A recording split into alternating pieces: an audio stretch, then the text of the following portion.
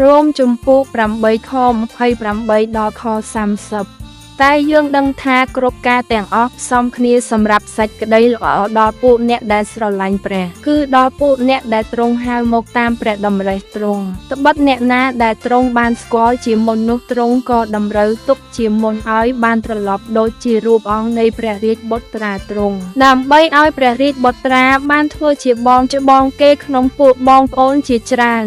ឯពួកអ្នកដែលទ្រង់បានតម្រូវទុកជាមុននោះទ្រង់ក៏ហៅហើយពួកអ្នកដែលទ្រង់បានហៅនោះទ្រង់ក៏រាប់ទុកជាសុចរិតហើយពួកអ្នកដែលទ្រង់បានរាប់ជាសុចរិតនោះទ្រង់ក៏បានដំកើងឡើងដែរ